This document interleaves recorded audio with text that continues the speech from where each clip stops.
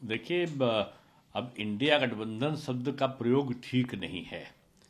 पहले ही हम लोगों ने कहा था ये गठबंधन नहीं, खटबंधन है। ये अभी एक प्रकार का ठग बंधन है जो जनता के वोटों को ठगने के लिए बना है। इनमें चुनाव तक प्रेम है और जो क्लेश, द्वेष और परस्पर विरोध होगा वो चुनाव में हारने के बाद होगा। चुनाव में हारते ही आप देख लीजिए, आदरणीय अखिलेश जी और राहुल जी की दूरियां और रास्ते अलग अलग हो गए। ममता जी का उद्घोष भी आ चुका है।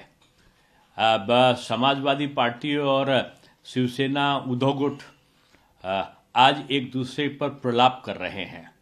ये न कभी एक थे, न कभी एक रहेंगे। इनका उद्देश्य केवल एक है, विखंडन। यहाँ के खास तौर से जो बहुसंख्यक समाज है उसको अपमानित करो, सनातन को अपमानित करो और उनको अलग अलग करके किसी प्रकार की वोट बैंक को तैयार करके सत्ता की प्राप्ति करो। अब मुझको लगता है कि अब इस प्रकार की राजनीति के दिन महाराष्ट्र चुनाव के परिणाम और हरियाणा के परिणाम के बाद लद गए हैं। अब लोगों को राष्ट्रीयता और सनातन और हिंदुत्व का ध्यान आने लगा है। अब आपने देखा होगा, जो लोग कहते थे मैं पूजा नहीं करता हूं, शुरुआत में अगर स्टेटमेंट हमारे यहाँ के मुख्य विपक्षी दल का देखें तो अब वो पूजा भी करने लगे, गंगा का स्नान भी करने लगे। और अब दिल्ली में तो एक ऐसे नेता रहे जिनका कहा अर्बन नक्सल मानसिकता के पोषक रहे हैं। वो तो अब जय हनुमान ज्ञान गुण सागर, जय कपीस तिहुँ लोक उजागर करने लगे। तो ये जनता बधाई की पात्र है जो राष्ट्रवाद के शिखर पर इन छद्मवेशी लोगों को जिन्होंने पराजित किया। और मैं समझता हूं ना कभी इंडिया गठबंधन था और ना ही कभी गठबंधन हो सकता है। इनके रास्ते अलग हैं, इनके विचार अलग हैं, इनके उद्देश्य अलग हैं। कॉमन एजेंडा केवल एक ही था, मोदी हटाओ, वो हटा नहीं पाए। इनका एक ही एजेंडा था, सत्ता पाओ, वो ये पा नहीं पाए।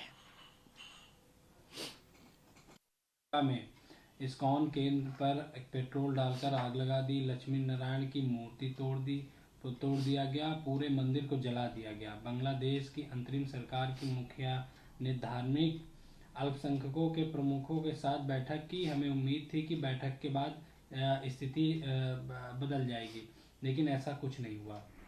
देखिए, बांग्लादेश अराजकता की तरफ जा रहा है। वो जो पाकिस्तानी जिन्नाई सोच थी, औरंगजेबी सोच थी, तालिबानी सोच थी, वो पूरी तरीके से बांग्लादेश में पैर पसार चुकी है। भारत चुप नहीं बैठने वाला है। अभी तक कूटनीति से ही रास्ता निकालने की कोशिश की गई है। भारत सरकार ने इसको बड़े कठोरता से लिया भी है और जो कार्रवाई, जो भी एक दबाव है, वो तेजी से बना भी है। और मैं समझता हूं कि अंतर्राष्ट्रीय जो पटल है उस पर बांग्लादेश के विरुद्ध कार्रवाई अवश्य होगी। और नहीं तो भारत सरकार चुप बैठने वाली नहीं है। लेकिन अफसोस भारत के उन विपक्षी नेताओं के बारे में है जिनको बांग्लादेश के बहुसंख्यकों का अत्याचार नहीं दिख रहा है, जबकि वहाँ के ज़्यादातर जो अल्पसंख्यक हैं, जो हिंदू अल्पसंख्यक हैं, वो हिंदू अल्पसंख्यक अनुसूचित और दलित जाति से संबंधित ज़्यादा लोग हैं, पिछड़े समुदाय से संबंधित ज़्यादा लोग हैं। यहाँ तो आप डंका बजाते हो, लेकिन आप उनका पक्ष इसलिए नहीं ले सकते कि वो बांग्लादेश में हिंदू कहलाते हैं। यही विपक्ष की एक नकारात्मक सोच है। एक दिन भी उन लोगों ने जितने फर्जी जो लोकसभा और राज्यसभा में प्रश्न रखे, एक भी विपक्ष के किसी बड़े नेता के मुंह से ना तो कभी एक ट्वीट हुआ, ना ही एक शब्द निकला कि जो अल्पसंख्यकों पर अत्याचार है। भाजपा का प्रत्येक नेता कार्यकर्ता वहां के लिए चिंतित भी है।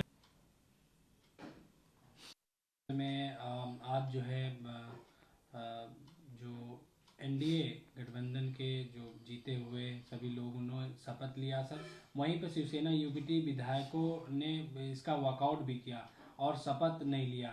उनका कहना है कि वो इस्तीफा दे दें अगर नहीं वो चाहते हैं तो जनता अपना प्रतिनिधि चुन लेगा। ईवीएम और ये नतीजे जनता के नहीं है, ये नतीजे उनको चाहिए, ईवीएम से इतनी नफरत है तो लोकसभा में जो ईवीएम ने उनको जिताया था, वो सारे सांसद जो एनसीपी शरद गुट के हैं और एनसीपी शिवसेना उद्धव जी के हैं, इनको सामूहिक इस्तीफा दे देना चाहिए सारे सांसदों को जो ईवीएम के बैलेट पे जीत कर आए। फिर जनता जिसको चुनेगी वो आएगा।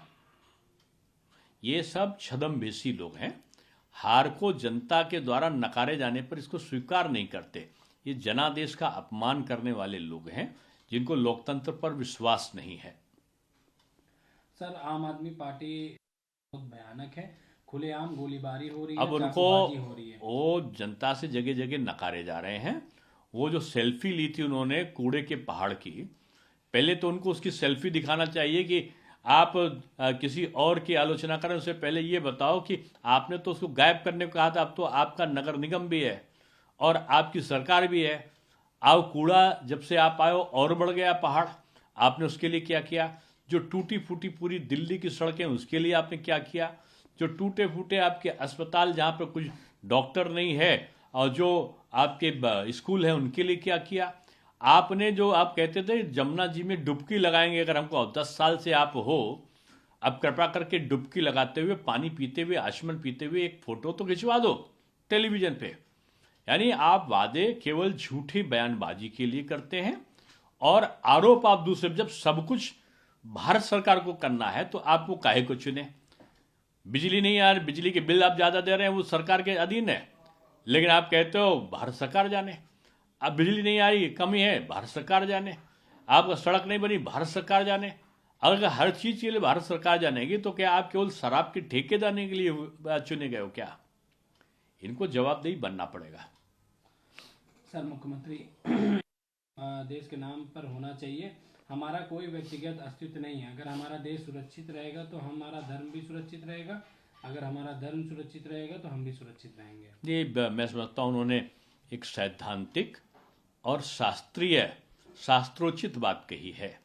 सबसे बड़ा देश है और देश के बाद हमारा धर्म है और धर्म के बाद हम हैं, अपने स्वयं हैं। और भाजपा में तो लोग कहते हैं कि देश प्रथम है, उसके बाद संगठन, उसके बाद हम हैं। तो निश्चित रूप में राष्ट्र से बड़ा कोई नहीं होता। इसलिए भारत में हम अपनी मातृभूमि को भारत माता कह के बुलाते हैं और माता से बड़ा कोई नहीं होता। इसलिए सर्वोपरि है, आप एक दूसरे के दल को गाली दीजिए, आप एक दूसरे से मतभेद रखिए, लेकिन जहां भारत माता के अस्तित्व का, उनकी अस्मिता और सम्मान की बात आए, सब लोगों को एक होना चाहिए। विदेशी साजिश के आधार पर कि एजेंडा अमेरिका में तय हो और यहाँ के छोटे छोटे बच्चों को भड़का के, आंदोलन करा के और तमाम प्रकार के हिंसा फैला के, आतंक फैलाने से विपक्षी तमाम महानुभावों को बचना चाहिए। सर, ममता बनर्जी कह रही हैं कि अगर इंडिया में नेतृत्व करना, सबका असंतोष राहुल जी के प्रति है, गांधी परिवार के प्रति है, ये तो पहले से ही पता था। और जब जिस दिन इंडी गठबंधन बना था उसी दिन उसके खंडन की, गठबंधन के खंडन की घोषणा भी हो गई थी कि जैसे चुनाव हारेंगे तो ये जो ठगबंधन है, ठगबंधन से तात्पर्य था कि जनता के वोटों को ठगने के लिए कभी हमारा संविधान खतरे में है, कभी आरक्षण हटा देगी भाजपा, ऐसा प्रचार करने वालों का जो समूह था, पराजय के बाद वो फिर से एक नए सुगुफे की तरफ अलग अलग रहकर भी षड्यंत्र करने के लिए लगा हुआ है। और तमाम विदेशी शक्ति और एनजीओ का पैसा भी भारत में लगता है। मोदी जी रहेंगे तो देश विकसित राष्ट्र हो जाएगा, शक्तिशाली राष्ट्र हो जाएगा। कैसे कमजोर करो भारत सरकार को, इस पे बहुत बड़ी शक्तियां लगी हैं और विपक्ष भी पीछे पीछे दौड़ रहा है, लेकिन उनका सपना पूरा नहीं होना है। मोदी जी भी बहुत साल रहने वाले हैं।